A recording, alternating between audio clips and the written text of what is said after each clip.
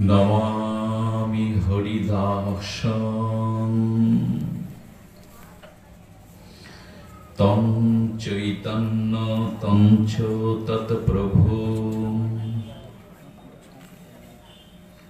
संस्थिता ओपि संके जतमुत्तिं संके नक्तो ज कलिजुग पावन अवतार प्रेम पुरुषोत्तम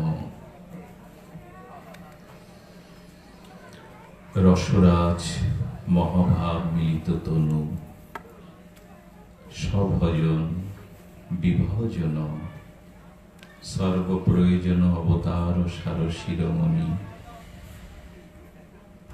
परम करुणा वरुणालय श्री श्री राधा भवद्युति सुबलित तनु श्री कृष्ण चैतन्य महाप्रभु पतित उद्धारण कृपा मूर्ति दयाल निताय चाँदेर अनुकम्पाय राधा माधवेर रहित की करुणाय पाटकेल घाटा स्थित भक्त गृहांगने श्री श्री नारायण आशीस्थ कृष्ण पक्षीय तृतीया तिथिते प्रयात नारायण साधुत नारायण कृष्ण दासेर এই নির্জান বা বিরহ বাসর বিরহ তিথি উপলক্ষে আজকের এই মাঙ্গলিক परम भागवतीय आयोजन এই অমৃতক্ষণে মহেন্দ্রক্ষণে পাঠের প্রারম্ভে अस्मदीय श्री श्री श्रील गुरु महाराजेर चरणे प्रणत दंडवत प्रणति ज्ञापन पूर्वक तार एकांत कृपा करुणा आशीष प्रार्थना याचना करे समागत महाप्रभुर प्रिय अनुरागी भक्तगण परम कल्याणिया स्नेहमयी जननीगण सकलेर रातुल चरणे विनम्र सश्रद्ध दंडवत प्रणति ज्ञापन करी श्री श्री श्रील कृष्णदास कविराज कृष्ण गोस्वामी विरचित चैतन्य चरितामृत ग्रंथे अंतलीलार एकादश परिच्छेदे तिनि व्यक्त करेছেন हरिदास निर्जान। আমরা এই निर्जान तिथिते এই বিরহ বাসরে একটু শ্রী শ্রী নামাচার্য হরিদাস ঠাকুরের মহামহিমা গুণকীর্তিত করে নিজেদেরকে ধন্য করব। প্রথমেই বলছেন নমামি হরিদাসং, আমরা প্রণত হই, প্রণাম করি কাকে? নমামি হরিদাসং তং তং চ তৎপ্রভু, তারপরে প্রণত করি হরিদাসের যিনি একান্ত আশ্রয় প্রভু সেই শ্রীকৃষ্ণ চৈতন্য মহাপ্রভুকে, যিনি হরিদাসের নিথর প্রেম তনুখানি কোলে নিয়ে প্রেম উন্মাত্ততায় নৃত্য করেছিলেন। বুবু ভেজা অশ্রু জলে হরিদাসের দিব্য তনুখানি নিয়ে প্রেম উন্মাদনায় যিনি নৃত্য করেছিলেন, আমরা প্রণাম করি হরিদাসকে, প্রণাম করি তৎপ্রভু চৈতন্য মহাপ্রভুকে। এই হলো বন্দনা। নমামি হরিদাসং। কে হরিদাস? বললেন তিনি মহাপ্রভুর দৃষ্টিতে পৃথিবীর শিরোমণি। হরিদাস আছিলা পৃথিবী শিরোমণি। চৈতন্য ভগবান যাকে বলেছেন তুমি পৃথিবী শিরোমণি। একটা রাজ্যের রাজার যেমন এই রাজ সিংহাসন থাকে, রাজ উপাধি থাকে, কিন্তু সম্রাট হতে গেলে, রাজা হতে গেলে তার একটা রাজ মুকুট পরতে হয়। রাজাকে রাজ মুকুট পরতে হয়, সম্রাটের এটা সম্মান। তেমনি এই পৃথিবী বসুন্ধরা, এই বঙ্গ নয়, এই বিশ্ব ব্রহ্মাণ্ড বসুন্ধরা মুকুট হলেন হরিদাস ঠাকুর। কে তিনি? না যিনি ব্রহ্মার অবতার। কে তিনি? না যিনি দৈন্যের মূর্তিমন্ত বিগ্রহ, দৈন্যের অবতার। কে তিনি? যিনি নিত্যানন্দ প্রভুর অভিন্ন হৃদয়, শ্রীমান শঙ্কর্ষণ প্রভু নিত্যানন্দের যিনি অভিন্ন হৃদয়। কে তিনি? অদ্বৈত আচার্য প্রভুর যিনি বড় কৃপাধন্য, স্নেহধন্য, সমগ্র নিগড়ান শ্রদ্ধাটুকু হরিদাসের কাছে নিবেদন করছেন অদ্বৈত আচার্য প্রভু। কে হরিদাস? না যিনি গৌর গণ মধ্যে অগ্রগণ্য। কে হরিদাস? যিনি বেনাপোল জঙ্গলের ভক্তদের রেখে দেওয়া ফুল বাতাসাগুলো হরিলুট দিয়ে শিশুদের কৃষ্ণ নাম লয়াতেন। তোরা একবার কৃষ্ণ বল, আমি এই বাতাসা হরিলুট দিয়ে তোকে দিয়ে দেব। বাচ্চাদেরকে ফুল বাতাসা দিয়ে যিনি হরিলুটের প্রচলন করে হরি বল বলাতেন। কে হরিদাস? যিনি নামাচার্য। আচার্য কাকে বলে? আচারণাং আচারয়তি ইতি আচার্য। যিনি ভগবত ভক্তির স্বীয় জীবনে আচরণ করেন এবং অন্যকে আচরণ করান। যিনি নিজে আচরণ করেন ভক্তি ধর্ম, শুধু নিজে আচরণ করলে হবে না, অন্যকেও এই শুদ্ধ ভগবত ভক্তির আচরণ করে এই জন্ম মৃত্যু জরাব্যাধি অভিশাপ থেকে তাকে মুক্তি দিতে পারেন। নিজে আচরণ করেন, অন্যকে আচরণ করান, ইনি হলেন আচার্য।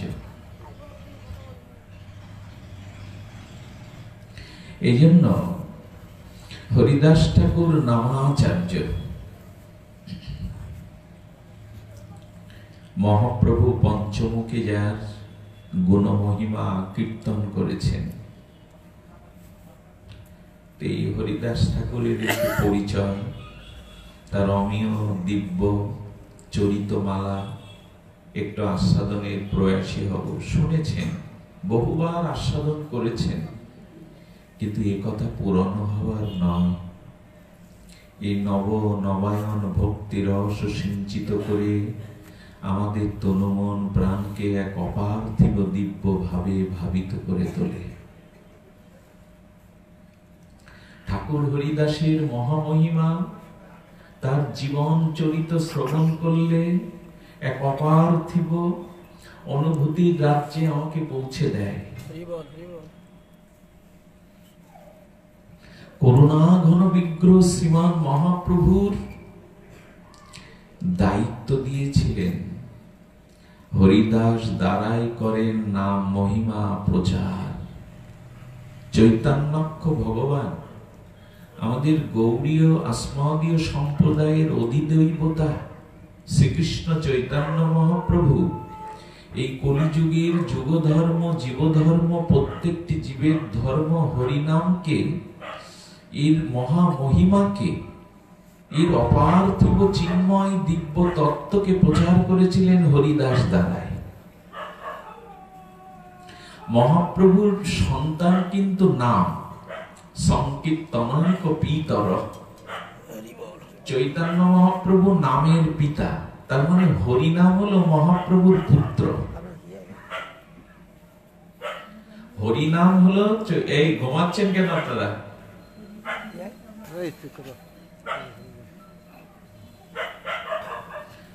হরিনাম হলো চৈতন্য মহাপ্রভুর পিতা, পুত্র, উনি পিতা। সংকীর্তন পিতার, পুত্রকে পিতা যেমন ভালোবাসে স্নেহ মমতা দিয়ে, মহাপ্রভু জানিয়ে গেলেন হরিনামকে পুত্রের থেকেও বড় স্নেহ করে ভালোবাসতে হয়। তোমরা হরিনাম করতে হয় করো, লাফালাফি ঝাপাঝাপি করো, কিন্তু পুত্র সম ভালোবাসতে হয় হরিনামকে। এটা গোলকের প্রেমধন। হরিনাম কি? গোলকের। তাকে কি যেন তেন করে রাখা যায়?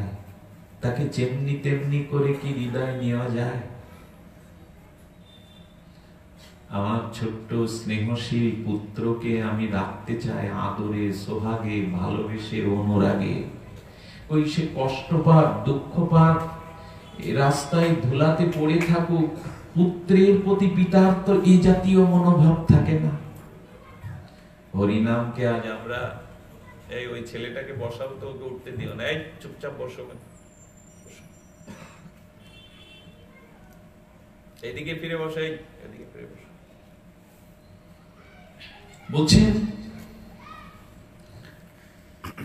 বলছেন সংকীর্তনকে আমরা ভালোবাসতে পারিনি, তো সন্তানকে ভালোবাসতে পারলাম না, পিতাকে কি করে ভালোবাসবো? মহাপ্রভুকেও তো ভালোবাসা হলো না। কিন্তু মহাপ্রভুকে কি করে ভালোবাসতে হয় এটি জানিয়েছেন ঠাকুর হরিদাস। ভগবানকে কি রূপে ভালোবাসতে হয়, তো ঠাকুর হরিদাস ভালোবাসার নমুনা দেখাচ্ছেন। নমুনা দেখাচ্ছেন চৈতন্যাক্ষ ভগবান কৃষ্ণ প্রেম বিতরণের জন্য, বা কৈশন রাধা প্রেম, সেই নিজ আস্বাদ্য ব্রজে যা পূরণ হলো না, শ্রী রাধায় প্রণয় মহিমা কৃদিশ। রাধা প্রেমটা কেমন, এটা গোবিন্দের পূরণ হয়নি ব্রজলীলাতে, বৃন্দাবন লীলাতে। তাই সেই লোক তাকে নবদ্বীপের গৌরচন্দ্র করে আনলেন। শ্রী রাধায় প্রণয় মহিমা কৃদিশ। রাধা প্রেমটা কি রূপ, এটা কৃষ্ণের আস্বাদন হয়নি। সেই লোভে লোভাতুর হয়ে ব্রজেন্দ্র নন্দন, ব্রজক রসিক, রসিক শেখর রসরাজ কৃষ্ণ, তিনি গৌর হয়ে এলেন। এসে রাধা প্রেমটা আস্বাদন করবার জন্য তার নিজ কার্য হলো এই রাধা প্রেম আস্বাদন, আর জীবের জন্য বহিরঙ্গ কারণ হলো হরিনাম সংকীর্তন বিতরণ করেছেন। নবদ্বীপ লীলাতে সংকীর্তন রাজ নাম মহিমা প্রচার করেছেন। সন্ন্যাসের পরে ৬টা বছর পদব্রজে ভারত ভূমিতে প্রেম নাম প্রচার করেছেন। কিন্তু শেষ 18 বছরের মধ্যে 12 বছরটা মহাপ্রভু আর হরিনামে মাতামাতি করেননি। এ সংবাদ আমাদের সকলের জানা নাই, ওইখানে আমরা সবাই যেতেও পারবো না। আমি যে কি বলছি তার ধারণা অনেকের নাই। এই জন্য চৈতন্যাক্ষ গৌরচন্দ্রকে আমরা বুঝতে পারিনি। আরো বড় কলঙ্কিত অধ্যায় কি জানেন? এই বাঙালিকে ধন্য করতে নয়, বিশ্বকে ধন্য করতে বিশ্ববন্দিত পাবন পদরেণু শ্রীকৃষ্ণ চৈতন্য মহাপ্রভু এবার বাংলায় এলেন, আমাদের ঘরে এলেন, আমাদের ভাষায় কথা বললেন। জানেন, চৈতন্য চরিতামৃত বা মহাপ্রভুর জীবন চরিত জানার জন্য এখন বিদেশিরা ভারতবর্ষে এসে বাংলা শিখছে, স্বরবর্ণ ব্যঞ্জন বর্ণ শিখছে। শুধু একটু কৃষ্ণ নাম শুদ্ধ করে বলবে বলে কি তাদের প্রয়াস। বিশ্ববিদ্যালয়ের ডিগ্রি নিয়ে ভারতবর্ষে এসে চৈতন্য চরিতামৃতের এমন কিছু শব্দ আছে, ইংরেজিতে তার ট্রান্সলেশন বা বিশেষণ দেওয়া, এজন্য তারা বাংলা শিখছে। ওরা আমাদের ভারতবর্ষে এসে, আমাদের দেশে এসে পাশ্চাত্যবাসীরা বাংলা শিখছে, আর আমরা এখন পয়লা বৈশাখকে সম্মান না জানালেও হ্যাপি নিউ ইয়ারে মাতামাতি বেশ ভালোই করি। এগুলো সব অপভ্রংশতা। যে বাঙালির ঘরে, যে ঘরে গৌর এলো, সেই ঘরের সন্তানকে আমরা অভিনন্দিত করিনি, চিনতে পারিনি, চিনল ওরা। এটা খুব লজ্জাস্কর। তারা মহাপ্রভুকে তাদের অনুরাগে রঞ্জিত করে, অনুরাগের পরাগে হৃদয়ে ঢালা ভালোবাসা রেখেছে, আমরা পারিনি। তো সেই চৈতন্যজ্ঞ ভগবান যখন লীলাচলে যাবেন, সন্ন্যাসের পরে নিত্যানন্দ প্রভু নবদ্বীপ ভক্তদের প্রাণ রক্ষার নিমিত্তে, সচিমায়ের প্রাণ রক্ষার নিমিত্তে প্রতিজ্ঞাবদ্ধ করেছিলেন সচিমাকে, প্রভুকে এনে তোমার কোলে, তোমার চরণে আমি সমর্পিত না করতে পারলে মুখ আর সচিমা তোমায় দেখাবো না। এই জন্য সন্ন্যাস নেওয়ার পর মহাপ্রভুকে পদ ভুলিয়ে এনে সচিমার কাছে অদ্বৈত আচার্যের গৃহে এনে দিয়েছিলেন নিতাই চাঁদ। তিনি বৃন্দাবনের পথটাকে ভুলিয়ে সচিমা নবদ্বীপবাসীর প্রাণ রক্ষার নিমিত্তে, বাবা বসতে হবে, প্রাণ রক্ষার নিমিত্তে তিনি এসেছিলেন। মহাপ্রভু তাকে কিরকম করে পথভ্রষ্ট করে যাচ্ছেন? কৃষ্ণ প্রেমে বিভাবিত চিত্ত চৈতন্য ভগবান উদাসী হয়ে প্রেমে উন্মত্ততায় নাম করতে করতে চলেছেন। নিতাই চাঁদ দূরে দাঁড়িয়ে কিছু রাখাল বালকদের বললেন, ওই যে পাগল আসছে কৃষ্ণ বলতে বলতে, নয়নে যার অশ্রু বইছে, ও যদি তোমাদের কাছে জিজ্ঞাসা করে বৃন্দাবন কোন পথে, তোমরা আমার এই পথটাকে দেখিয়ে দেবে। নিত্যানন্দ প্রভু মহাপ্রভুর সেই দিব্য উন্মাদ ভাবদশা থেকে ফিরিয়ে আনছেন। সচিমার কোলে না নিয়ে গেলে মাকে প্রাণ রক্ষা করা যাবে না। মহাপ্রভু দিব্য উন্মাদ ভাবে রাখালগুলিকে বলছেন, ব্রজ কত দূর, বৃন্দাবন কত দূর। আমাদের কাছে এটা পাগলামি, যেটা পাগলামি না। এই পাগলামি ছিটে ফোটা যার অন্তরে লেগেছে সে ধন্য। রাধে রাধে। চৈতন্য ভগবান জানে না বৃন্দাবন কোন দিকে, স্বয়ং কৃষ্ণ ভগবানের জানা নেই ব্রজ কোন দিকে। প্রেমে উন্মাদনায় শিশু রাখাল বালককে জড়িয়ে ধরে বলছেন, ব্রজ কোন পথে। আমাদেরও না মাঝে মাঝে সংসার, দেহ গেহ, মান মর্যাদা, ভোগ এগুলো ভুলে এরকম একটু অনুরাগে পাগল হতে হয়। বৃন্দাবন কোন পথে, ব্রজ কোন পথে, রাধারানীর কৃপা পাওয়ার জন্য আমি কোন অনুরাগ নিয়ে যাব, এসব আমাদের শোনা মাত্র, আমরা এই জায়গায় যাব না। একটা কঠিন গালাগালি দিয়ে আপনাদের, একটু কঠিন কর্কশ কাকের মতো একটু গালি দিয়েছেন মহাজন। আমাদের বলেছেন অপজানান্তিমাং মূঢ়া, আমাদের বলেছেন নমাং দুষ্কৃত তিন, আমরা দুষ্কৃতকারী, আমরা জ্ঞান পাপী। তো গালি হলো না আপনাদের? আমরা কি? জ্ঞান পাপী। জ্ঞান পাপী কাদের বলে? যারা যথাযথ ভগবত প্রাপ্তির জ্ঞান জানার পরেও সেই পথে চলে না, আচরণ করে না। ভগবানকে প্রাপ্তির জন্য এই জ্ঞানটা তারা সাধু মুখে, শাস্ত্র মুখে শোনে, অথচ সেই আচরণ থেকে তাকে তারা লক্ষ যোজন দূরে। এরা জ্ঞান পাপী। এত হরিনামের মহিমা শ্রবণ করছে অথচ হরিনাম করব না, জ্ঞান পাপী, পাষণ্ড, মূঢ়। এরা মূঢ়, দুষ্কৃতকারী। এরা নমাং দুষ্কৃতি তিন নরাধম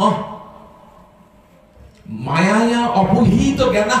গীতা বলছে এরা দুষ্কৃতকারী, এরা পাষণ্ড, এরা জ্ঞান পাপী।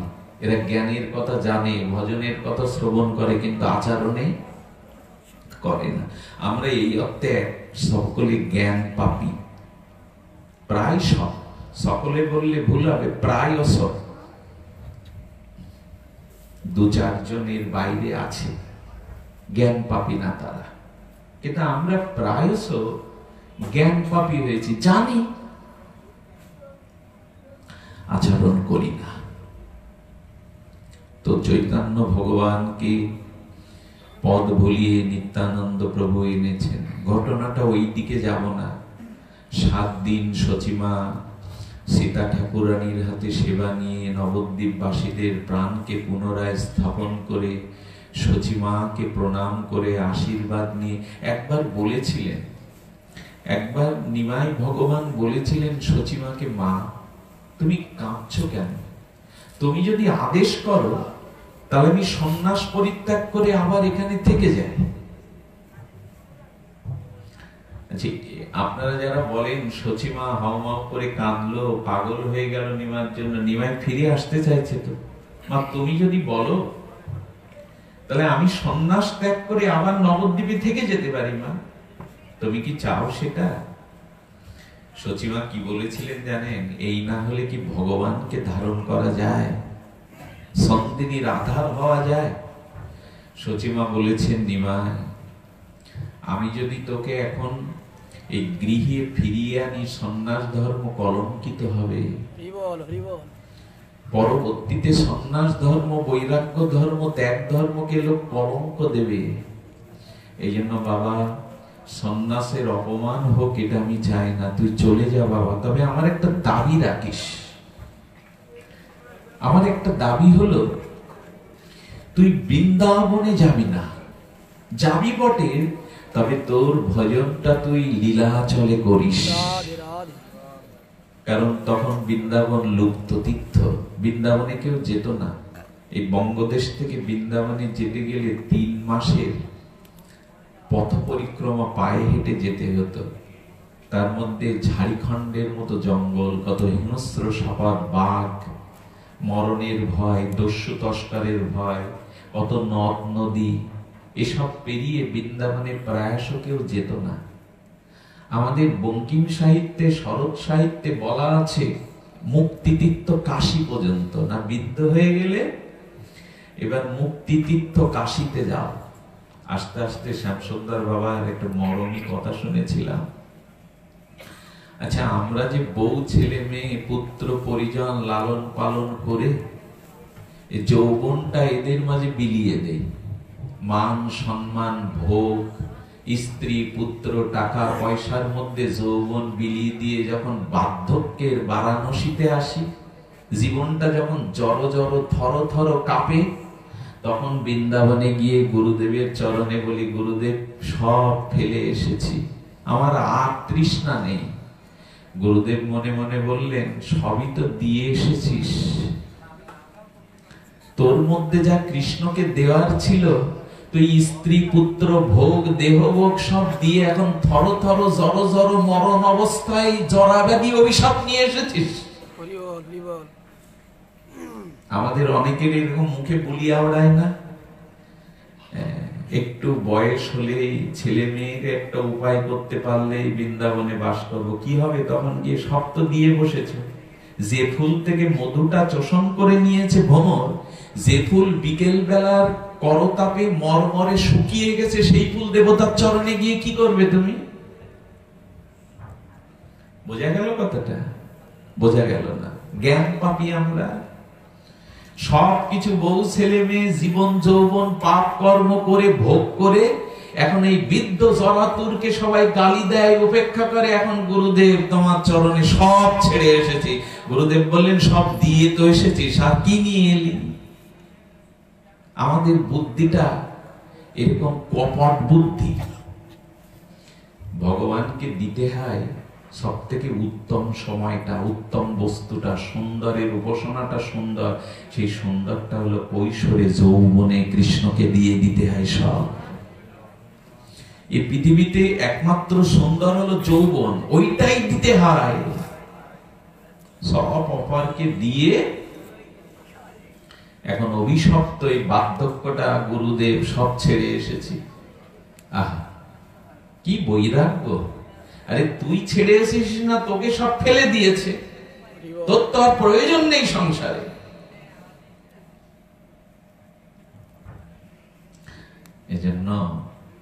এজন্য যদি দিতে হয়, এই জীবনটা, যৌবনটা, সুন্দরটা, এটা দিয়ে দিন, ওটা কাজে লাগবে। তবে হ্যাঁ, যারা বৃদ্ধ বয়সে ব্রজে যান, ওই ধুলায় পড়ে থাকেন, গোবিন্দ তো দয়ালু, কৃপামূর্তি। গোবিন্দ বললেন, তা সব হারিয়ে যখন বার্ধক্যে এসেছিস, আমি তোকে ফেলবো না। রাধারানী বলছেন, আমি তোকে ফেলবো না। আচ্ছা, কোন ভিখারি যদি ভিক্ষা করতে করতে কোন ভিখারি যদি গৃহস্থের দ্বারে অসময়ে উপনীত হয়, সন্ধ্যাবেলা, মা বিলম্ব হয়ে গেল, উপযুক্ত গারস্থ অবলম্বীরা বলে, হ্যাঁ তুমি সন্ধ্যায় এসেছো বটে, যদি গারস্থ আদর্শ গারস্থ ধর্মী হয়, তাহলে অসময়ে আসা অতিথিকে, কাঙালকে সে ফিরায় না, নিয়ে যাও বাবা, কিছু নিয়ে যাও। করুণা ঘনমূর্তি গোবিন্দ বললেন, না, শেষ বয়সেও যারা আসে, আমি তো তাকে ফেলতে পারি না, পুত্র কন্যার মতো আমি তাকে কিছুটা করুণা করে দিই। এটা তার করুণার অবদান, সবটুকু তার কৃপার অবদান। তবে যৌবন থাকতেই, সময় সামর্থ্য থাকতেই ওইগুলো ভগবানকে দিতে হয়।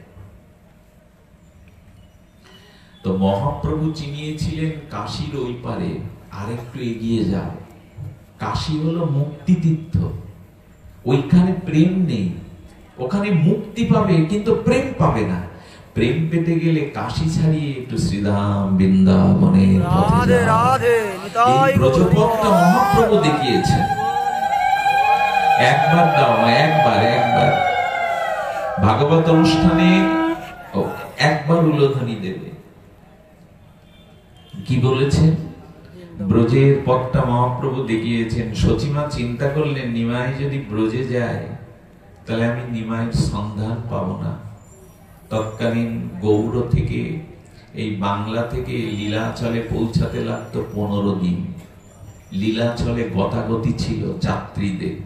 সচিমা মনে করলো, নিমাই যদি গহীন বৃন্দাবনের মধ্যে ভজন করে, আমি তার খবর সন্ধান পাবো না, আমার নিমাই কেমন আছে। যদি লীলাচলে থাকে, তাহলে আমি সংবাদ বৎসরান্তে রথযাত্রায় একবার পাবো আমার নিমাই কেমন আছে। এবং এই চৈতন্যক্ষ অধিদেবতা আমাদের মহাপ্রভুর মাতৃভক্তিটা দেখুন। মাকে 7 বার প্রদক্ষিণ করে প্রণাম করে মার কথা রেখেছিল, মা আমি লীলাচলেই থাকবো। এখন অনেক সন্তান এই মায়ের প্রতি শ্রদ্ধা ভাবটা ত্যাগ করে ফেলেছে। এই জন্য শচীনন্দন গৌর হরি, এই শব্দটা বললে প্রাণে যত আনন্দ হয়, বিষ্ণুপ্রিয়ার প্রাণধন। হ্যাঁ, এই শব্দগুলো বললে না, হৃদয়ে খুব উচ্ছ্বাস আসে। শচীনন্দন, এই কারা কথা বলছে উপরে?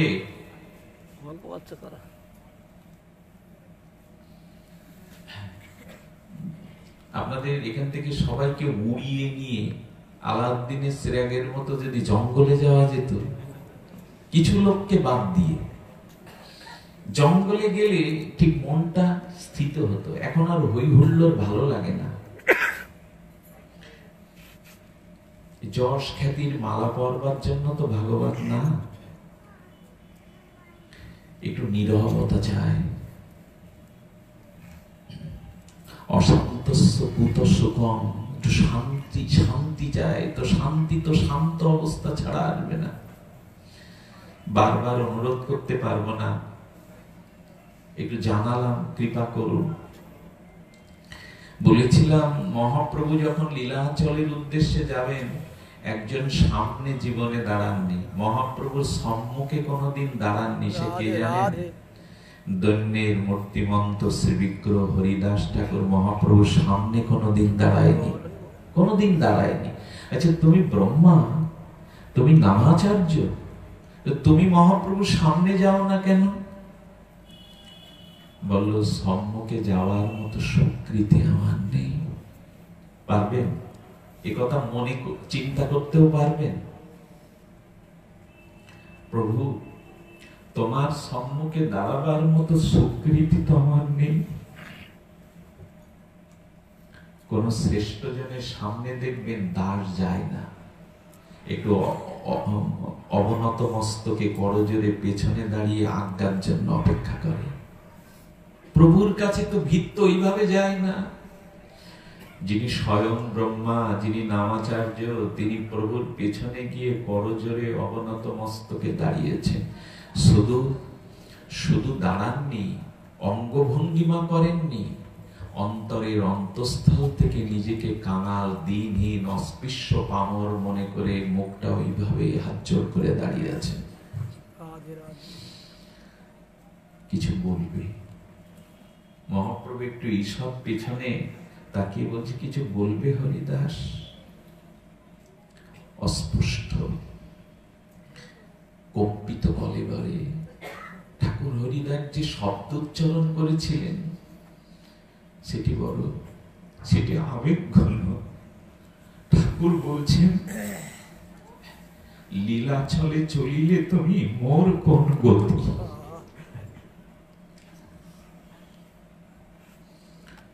আমি অন্যায় করছি, এই ভাবটুকু ভাগবত পাঠের আসরে আসা উচিত না। চোখে জল এলে, কণ্ঠ রুদ্ধ হয়ে গেলে শব্দ বন্ধ হয়ে যাবে। কিন্তু একটু অনুভূতিতে ভাবুন তো, পেছনে দাঁড়িয়ে হরিদাস গীতাঞ্জলি পুষ্টে চোখের জলে বলছে, লীলা চলে চলিলে মোর কোন গতি। লীলা চলে যাইতে মোর নাহিক সকতি। মানে হরিদাস বলছেন, তুমি তো লীলা চলে যাচ্ছ প্রভু, আমার তো শক্তি নেই লীলা চলে যাওয়া। আর শব্দটা কি বলেছেন? মোর কোন গতি।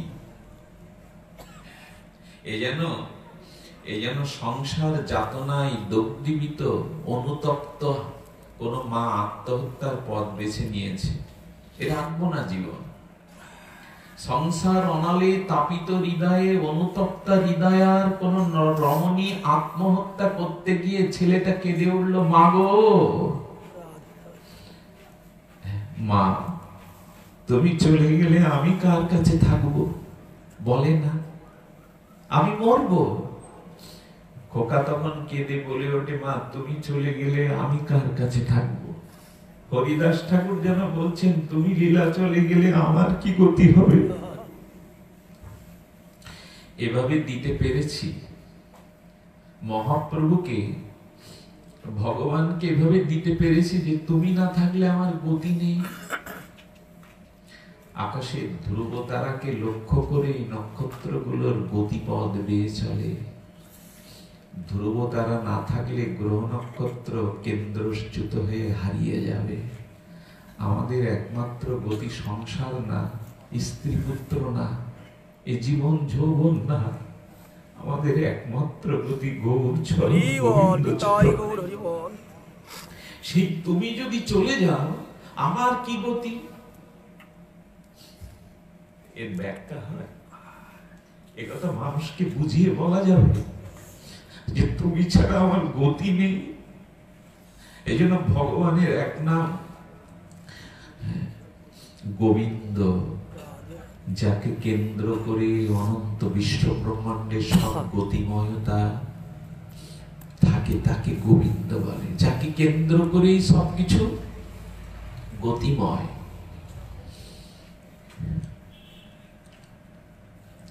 গোবিন্দের আর একটা উপাধি কি জানেন? উপাধি হলো অগতির গতি। অগতির গতি মানে কি? হ্যাঁ প্রভু, আমার অন্ত্যেষ্টিক্রিয়ায় শ্মশানে যেদিন সবাই নিয়ে যাবে না, ওদিন আমার মৃত্যুর পরে আমার শুভ বা কল্যাণ গতির জন্য কেউ হাত ধরবে না। ওই দিন তুমি অগতির গতি হয়ে হাত ধরবে। শ্মশানে যাওয়ার পরে দেহটা পুড়িয়ে দিয়ে আসবে। আমাকে 2-4 দিন পরে নিত্য নূতন প্রয়াসী মানুষ শ্রাদ্ধের দিনেই বা আনন্দ করে ভুলে যাবে। প্রভু, মৃত্যুর পরে এমন কোন সুকর্ম ভজন করিনি যে আলোর পথে যাব, সেই অন্ধকার পথে সর্বহারা কাঙাল আমি, আমার কোন গতি সেদিন নাই, এই অগতির গতি হয়ে হাত বাড়িয়ে দিও। আমরা এরকম নির্ভর করি তো ভগবানের উপরে? করি না। হরিদাস ঠাকুর এই জন্য বললেন, লীলা চলে চলিলে তুমি মোর কোন গতি। আচ্ছা, বন্ধ করে রেখে দিন, আবার বাজবে, বন্ধ করে রেখে দিন। বসুন। লীলা চলে যাইতে মোর নাহিক শততি। আচ্ছা, ব্রহ্মা যিনি, তিনি লীলা চলে যেতে পারেন না? ব্রহ্মা কাকে বলে? বিভু বস্তুকে বলে ব্রহ্মা। মানে আমাদের যিনি সৃষ্টি করেছেন ভগবানের প্রেরণায়, তিনি হলেন প্রজাপতি ব্রহ্মা। প্রজাপতি মানে যিনি প্রজাকে সৃষ্টি করেছেন, আমাদের সৃষ্টিকর্তা। এই চতুর্দশ ব্রহ্মাণ্ড ভুবনটা যিনি রচনা করলেন, তিনি বলছেন লীলা চলে যাইতে মোর নাহিক শক্তি। শক্তি। ব্রহ্মা, তুমি লীলা চলে যেতে পারো না? পথ চেনো না তুমি লীলাচলের পথ? বলেন চৈতন্য ভগবান ছাড়া যেমন যেমন অন্ধের হাতে লাঠিটাই তার পথ প্রদর্শক। অন্ধকে খেতে না দিন, যাই করুন, লাঠিটা যদি কেড়ে নেন, অন্ধ আর যেতে পারে না। অন্ধের যষ্টিটাই তাকে পথ দেখায়। এই জন্য ভক্তের একমাত্র এই জীবন চলার পথে অবলম্বন সারথী রূপে হলেন ভগবান। এটাই প্রমাণ করছেন এই শব্দ দ্বারা। লীলা চলে মানে ভক্ত দাবি করছেন, ভক্ত নিবেদন করছেন যে তুমি ছাড়া আমার কোনো গতি। এই কথা, এই জায়গায় আসতে পেরেছি তো আর আশা হয়েছে। আমি তো নিজেই কর্তা, অভিমানী। আমি প্রভু, সকলে আমার দাসত্ব করুক, আমি শ্রেষ্ঠ, আমার থেকে সকলে নিকৃষ্ট, এই তো ভাবনা। এখন মুঞ্চি অধম, এই দেখুন হরিদাসের ভাষা। কবিরাজ কৃষ্ণ গোস্বামীর দিব্য অনুপম শব্দাক্ষর, ব্রহ্মাক্ষর। মুঞ্চি অধম না পাইব তোমার দর্শন। মুঞ্চি অধম না পাইব তোমার। হরিদাস বলছেন তুমি চলে গেলে এই মুঞ্চি অধম, তোমার দর্শন পাবো না। কেমনে ধরিব এই পাপিষ্ঠ জীবন? প্রভু, তুমি লীলাচলে চলে গেলে আমার মতো অধম কি করে জীবন ধারণ করবে? কারণ তুমি ছাড়া যে আমার অবলম্বন না। হরিদাস ঠাকুর পাপী বলছেন কেন নিজেকে? 3 দিনে, 3 দিন বললে ভুল হবে, মাত্র 3টি রাত্রিতে লক্ষ হীরার মতো বেশ্যাও যার গায়ের বাতাসে পরম মহন্তী হয়ে যায়, যার মুখের কথায় সাপ চলে যায়, মায়া দেবী যাকে দীক্ষা দেন, শিষ্য গুরুদেব করেন, সেই হরিদাস বলছেন মুঞ্চি অধম না পাইব তোমার চরণ। কেমনে ধরিব এই পাপিষ্ঠ? ঠাকুর, তুমি তো আমাকে পাপিষ্ঠ বলছো কেন? ভক্তি লাভ করতে গেলে দৈন্য চাই। এই আমাদের বর্তমান যেটুকু হরিনাম ভগবত কর্মাদি করছি, এগুলো নষ্ট হচ্ছে কেন জানেন? এই যেটুকু করছি এতে উদ্ধার হওয়ার কথা ছিল, প্রেম পাওয়ার কথা ছিল। এক কৃষ্ণ নামে সমস্ত পাপ ক্ষয়, আর কৃষ্ণ নাম লইতে প্রেমের উপজয়। তাহলে একবার কৃষ্ণ বললে অনন্ত জন্মের পাপ দূর হবে, আর কৃষ্ণ বললে প্রেম হবে। কয়বার লাগবে? কয়বার? আধার চলে যেতে, পাপ চলে যেতে একবার কৃষ্ণ নামে একবার বলেছেন, এক কৃষ্ণ নামে সমস্ত পাপ ক্ষয়। আর কৃষ্ণ নাম লইতে প্রেমের দুইবার, তার বেশি তো বলা নাই। এতবার বলেও কেন ক্রিয়া হচ্ছে না, অনুভূতি হচ্ছে না, প্রেম হচ্ছে না? কোথায় সমস্যাটা নির্ণয় করতে হবে। রোগটা ওষুধে কাজ করছে না, নিরাময় হচ্ছে না ঔষধে, সঠিক নির্ণয় হয়েছে রোগ, অথচ ওষুধে ক্রিয়া করছে না কেন? বলে কোথাও কোনো ব্যত্যয় হয়ে গেছে, কোথাও কোনো কুপত্য খেয়ে বসছি। ডাক্তারের ঔষধে রোগ সারবার জন্য কুপত্য পরিত্যাগ করবার কথা ছিল, কুপত্থটা পরিত্যাগ। ঔষধে কাজ কি করে যদি কুপথ্য ওই সাথে সাথে নেই? কুপথ্য নিলে ঔষধে কাজ করবে তো? এখন আমাদের এই দুইবারেই যদি বৈকুণ্ঠ থেকে রথ এসে নিয়ে যায়, আরে দুইবার কি? অজামিলের মতো পাপী কেবল পুত্র নারায়ণ বলে নাভাবাসে তিনি মুক্তি পেয়ে গেলেন। ওর মতো পাপী তো নারায়ণ পুত্র নারায়ণ নামাভাসে মুক্তি পেয়ে গেল অজামিল। ভাগবত সিদ্ধান্ত দিচ্ছে আমরা অত পাপ করিনি। আমাদের সমস্যাটা কোথায় অনুসন্ধান করতে হবে, রোগটা কোথায়? হরিদাস ঠাকুর এখানে ওই পাপী শব্দটা দিয়ে বুঝিয়ে গেছেন। বলছেন কেমনে ধরিব মই পাপিষ্ঠ জীবন। হরিদাস ঠাকুর জগৎকে বলছেন আমি ব্রহ্মা হলেও নামাচার্য হলেও এই উক্তিটা কেন করলেন? আমি পাপী, পাপিষ্ঠ, অধম, মঞ্চি, অধম, এই শব্দটা বলছেন কেন? বললেন এই প্রেম ভক্তি, নাম ভক্তি, শুদ্ধা ভক্তি, রাধা প্রেম, কৃষ্ণ প্রেম, এইটা ধারণ করতে গেলে তোমাকে যে পাত্রটা লাগবে, প্রেম ভক্তি ধারণ করতে গেলে যে পাত্রটা চাই, ওই পাত্রটা হলো নিজেকে নিকৃষ্ট জ্ঞান করা, অধম জ্ঞান করা। এর নাম হলো দৈন্য। কি বললাম?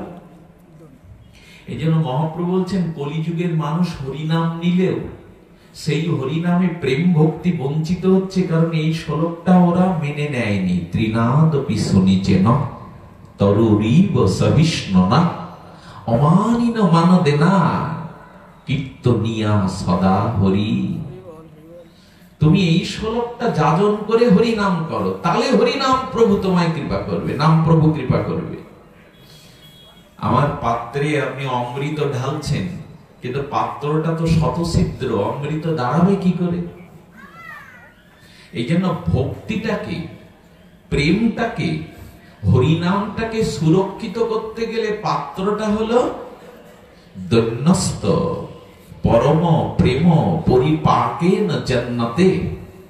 সনাতন গোস্বামী বলছেন দৈন্য ব্যতীত প্রেম হবে না, আর প্রেম ব্যতীত দৈন্যও কোনদিন। কি বলা হলো কথাটা? আবার পুনশ্চরণ করি, দৈন্য ব্যতীত প্রেম হবে না, আর প্রেম ব্যতীত দৈন্য কখনো। দৈন্যস্ত পরম প্রেম পরিপাকেন জান্নাতে। বৃহৎ ভাগবতামৃতে সনাতন গোস্বামী এই শব্দ বলেছেন। দৈন্য ছাড়া প্রেম আসবে না, আর প্রেম না এলে তাহলে ভক্তিকে, ভক্তি বড় কমল নির্মল, ভক্তি খুব কোমল নির্মল। তো সেই নির্মল কমল ভক্তিকে রক্ষা করতে গেলে কি করতে হবে? ভক্তিকে রক্ষা করতে গেলে কি চাই? দৈন্য চাই। হরিদাস ঠাকুর কি অবতার? দৈন্যের অবতার। এই জন্য নিজেকে পাপিষ্ঠ বলছেন, নিজেকে বলছেন অধম বলছেন। কেন বলছেন? মহাপ্রভু সামনে যাচ্ছে না, মুখ উঁচু করে দাঁড়াচ্ছে না, ঘাড় নিচু করে। কেন? এই জন্য আচারয়তি, উনি আচরণ করে বলছেন যে আমার মতো দৈন্য, এই দৈন্যটা আমি আচরণ করে দেখাচ্ছি, ভক্তগণ তোমরা এটা অনুসরণ করো। দৈন্য না হলে প্রেম কোনোদিন হবে না, দৈন্য না হলে পাবে না। আচ্ছা, বৃষ্টি ঝরঝর করে পড়ছে, এই যে আমার সামনে একটা টিনের চাল তো তো এই টিনের চালের উপরে বৃষ্টিটা পড়লে শব্দটা অনেকটা বেমানান হয়ে যায়, কর্ণকে আনন্দ দেয় না। পাতার উপরে, পদ্ম পাতার উপরে বৃষ্টির জলটা বা বৃক্ষের উপরে বৃষ্টির জলটা পড়লে যে একটা সুমধুর তরঙ্গায়িত সুরসঙ্গীতের ললিত রাগে বৃষ্টির শব্দগুলো ভালো লাগে। টিনের চালে বৃষ্টির শব্দ, টিনের চালে বৃষ্টির জল ধারাটা মানে দাঁড়াবে তো? বলে টিনের জলটা কেউ যদি নিতে চায় কি করতে হবে? নিচে একটা পাত্র পাততে হবে তো। বলে ওর উপরে জলটা দাঁড়াচ্ছে না কেন? বলে উঁচু জায়গাতে জল দাঁড়ায় না। বৃষ্টির জলটা কৃপা করে ওপর থেকে বর্ষণ হয়, তবে যেখানে খাদ আছে, পুষ্করণী আছে, পাত্র আছে, নিচে হতে হবে তো। কলসি অহংকার করছে, আমি সোনার কলসি। গ্লাসকে বলছে আমি তোর কাছে মাথা নত করবো কেন? আমি তো স্বর্ণ কলসি, ছোট্ট গ্লাস তুই, তোর কাছে আমি নত করবেন? কলসি নত না করলে তো। গ্লাসকে বলছে আমি নত হতে যাবো কেন? তাহলে আর তোমার অন্যের সেবা করতে হবে না, তোমার জল নিয়ে তুমি পচে গলে মরো। তুমি যদি একটু নত না হও তাহলে অন্যকে তৃষ্ণা দূর করতে পারবে না। আমাদের বর্তমান সময়ে হরিনাম করেও হরিনামের মহা মহিমা আমাদের যথাযথ সাকার রূপ নিচ্ছে না একটা কারণে, আমাদের ভিতরে অভাব হলো দৈন্যের। দৈন্য এটা যদি ফিরিয়ে আনতে পারেন তাহলে ভক্তিকে রক্ষা করতে পারবেন। যার ভিতরে দৈন্য নেই, দীনতা নেই, সে প্রেম পাবে না। তার প্রেম ওই যে বললেন দৈন্যস্ত পরম প্রেম্ন পরিপাকেন, পরিপাক যুক্ত প্রেমটা উঠবে কোথা থেকে? দৈন্য থেকে। এই দেখুন, এই জন্য গুরু মহারাজজি একটু অভূত দৃষ্টান্ত স্থাপন করেছেন। তিনি বলছেন পৃথিবীর প্রত্যেকটি বস্তু তার আনুকূল্যটাকে ধরে রাখার জন্য, প্রতিকূল অবস্থা থেকে সুরক্ষিত করবার জন্য ভগবান একটা ব্যবস্থা দিয়েছে। খুব তোড়ে শব্দগুলো বলে গেলাম। কি বললাম? এই পৃথিবীর প্রত্যেকটি বস্তুকে তার অনুকূল ধর্মকে রক্ষার জন্য, প্রতিকূলতাকে থেকে রক্ষা পাওয়ার জন্য তার একটা অনুকূল বিধি ভগবান তৈরি করে দিয়েছে। কলার উপরে খোসাটা না থাকলে, কলা ছাড়িয়ে খোসা ব্যতীত বাজারে বিক্রি হবে তো? সেটা শরীরজন কিনবে তো? ছাড়ানো কলা। বলে কলার কোমলতাটাকে, বিশুদ্ধতাকে রক্ষার জন্য গোবিন্দ ওর উপরে একটা অনুকূল ধর্ম কলার খোসা দিয়েছে। আচ্ছা, কমলা লেবু যদি ছুলে রেখে বিক্রি করেন, নেবে তো? কেমন করে ভগবান ওই কোমল কমলা লেবু সুরক্ষিত করবার জন্য উপরে একটা, তেমনি ভক্তিটাকে রক্ষা করবার জন্য আবরণটা হলো দৈন্য। দৈন্য দৃষ্টান্ত দিয়েছেন গুরু মহারাজ। বলেন আমাদের এই দেহের মধ্যে সব থেকে কোমল অংশ কোনটা? চক্ষু। চোখটা হলো আমাদের মধ্যে দৈন্য। এই চোখটা হলো কমল অঙ্গ, খুব কমল অঙ্গ। তো গোবিন্দ দেখুন এই চোখের কি দিয়েছেন? চোখের একটা পর্দা দিয়েছেন। দিয়েছেন না চোখের উপরে? শুধু পর্দা দেননি, কিছু লোমকূপ দিয়ে এই বাইরের অসাবধানতা বশত ধুলাবালিগুলো যাতে না পড়তে পারে এই জন্য কিছু এখানে লোমকূপ দিয়েছেন, ওপরে পর্দা দিয়েছেন। তারপরেও দেখুন বিনা বুদ্ধিপূর্বক চোখ সাবধানতা বশত চোখের পলক পড়ে। কিছু এসে পড়তে দেখলে চোখকে বুদ্ধিপূর্বক পলকটা ফেলতে হয়। কি বুদ্ধিপূর্বক চোখের পলক পড়ে না। এত কিছু বিধি ব্যবস্থার পরেও যদি ধুলোবালিগুলো অসাবধানতায় চোখে গিয়ে পড়ে, চোখের স্নায়ুগুলো মানে চোখের শিরাগুলো খুব সূক্ষ্ম, জল ছেড়ে দেয়। যতক্ষণ ওই ধুলা বালিগুলো না ঝরে যাবে চোখের জলে, ততক্ষণ জল ঝরতে থাকে। একটা কোমল ইন্দ্রিয় চক্ষুকে রক্ষা করতে যদি বিধাতা এতগুলো অনুকূল ধর্ম দেয়, তবে কমল প্রেম ভক্তিকে, নির্মল প্রেম ভক্তিকে রক্ষার জন্য আবরণ দিয়েছেন দৈন্যতা, দীনতা। এটা আছে। অহংকারে আমাদের মাটিতে পা পড়ে না। যার যেটুকু আছে তাই নিয়ে অহংকার, রূপ থাকলে রূপের, একটু গুণ থাকলে গুণের, ধন থাকলে ধনের অভিমান। বাবা, আমাদের মাটিতে পা পড়ে না। এই অভিমান, অহংকার, অসৎ জ্ঞান সব শেষ করে দিল। নাহলে এই কলিযুগে মহাপ্রভু যে হরিনাম এনেছিলেন, একবারেই পাপ চলে যেত, আবার বললে প্রেম হয়ে যেত।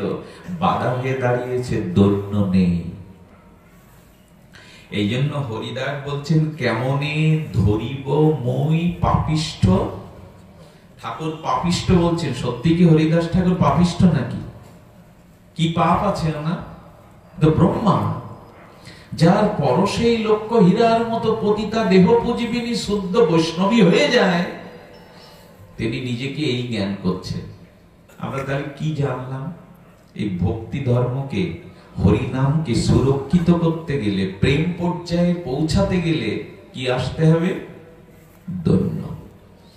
এরা শ্রী শ্রী ঠাকুর অনুকূল চন্দ্রের চরণাশ্রিত। ঠাকুরের জীবনী আমি পড়েছি, আমার সৌভাগ্য হয়েছে তার অনুস্মৃতি গ্রন্থ, তার সত্যানুসরণ, তার আলোচনা প্রসঙ্গে, এমনকি আপনাদের কৃপায় দেবী প্রসাদ মুখোপাধ্যায়, রেবতী মোহন বিশ্বাস, রাঙামার কৃপা পেয়েছি আমি। তাদের কাছে গেছি আমি। এই বিদগ্ধ ঠাকুরের সঙ্গ করা লোকের কাছে 6 দিন ছিলাম আমি। রেবতী মোহন বিশ্বাস, দেবী প্রসাদ মুখোপাধ্যায়, পূজ্যপাত মেজ দাদাজি, বাবাই দাদাজি, এদের কৃপা নিতে গিয়েছিলাম একবার দেহঘরে। ওইখানে একটা ঘটনা মনে পড়ে। এই দেখুন, দৈন্যের পাবনাতে থাকতে ঠাকুর হরিনাম সংকীর্তন প্রচার করতেন দ্বারে দ্বারে। মা মনমোহিনী দেবীর আজ্ঞায় ঠাকুর অনুকূলচন্দ্র হরিনাম বিতর, কি তার উদ্যত্ত নিত্য কীর্তন, হরিনাম প্রচার করেছেন ঠাকুর। ঘরে ঘরে দ্বারে দ্বারে পাবনার মাটিতে মিশানো আছে তার চরণ ধুলি। তো ওইখানে দীক্ষা নিলেন ঠাকুরের এক দম্পতি, কিন্তু স্বামী মদ খায়, জুয়া খেলে। মাটা ঠাকুরের চরণে কতবার মিনতি করেছে, প্রভু আপনার ছেলেকে ফেরান। আমি পারিনি প্রভু, আমি চোখের জলে কাতর বিনয়ে পারিনি। ঠাকুর যখন দেখা করতে আসবে, ওই বাড়ি থেকে কেটে পড়ে, মদ্য মাতাল চন্ডাল কেটে পড়ে। ঠাকুর একদিন না জানিয়ে তাকে কৃপা করবার জন্য এসেছে, সেদিন পেয়েছেন। ঠাকুরকে ডেকে বনিতা কপট করে প্রণাম করছে। ঠাকুর বলতে, কি রে, তোর সাথে আমার দুটো কথা আছে, একটু ছাদের উপরে যাবি? ওর প্রাণে সন্দেহতীত মনে ও মনে করেছে ঠাকুর মদ ছাড়াতে বলবে, পর স্ত্রী ছাড়াতে বলবে। আজকে তো ফেসে গেছি, যাই না, ঠাকুরকে একরকম বুঝিয়ে দিয়ে দেবো।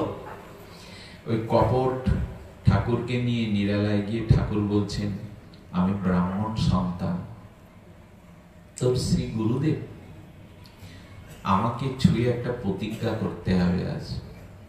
সন্দেহ মন ভেবেছে ওইগুলো ছাড়াবে। বললেন, ঠাকুর আমি গা ছুঁয়ে প্রতিজ্ঞা করতে পারবো না। বললেন, আমি যা চাইবো তা তোর সামর্থ্যের মধ্যে আছে, অসামর্থ্যের কিছু চাইবো না, আমার গা ছুঁয়ে বল।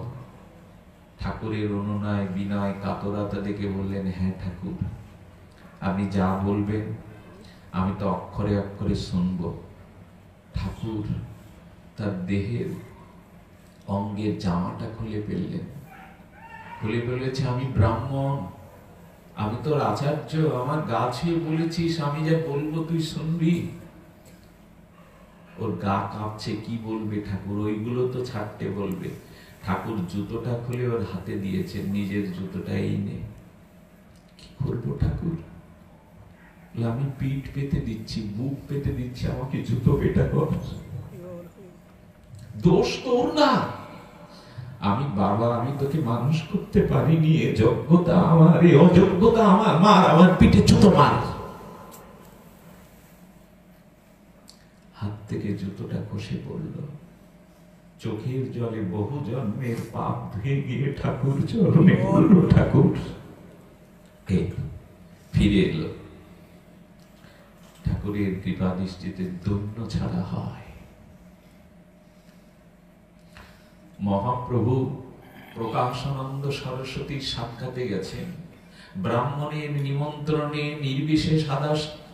নির্বিশেষ আচার্য স্বয়ং সাক্ষাৎ শঙ্কর জ্ঞানমূর্তি, ব্রহ্মে পরিনিষ্ঠিত চিত্ত, যিনি নিজেকেই ব্রহ্ম জ্ঞান করতেন, অহং ব্রহ্মস্মি, সেই শঙ্করাচার্যের কাছে কাশীতে গেছেন।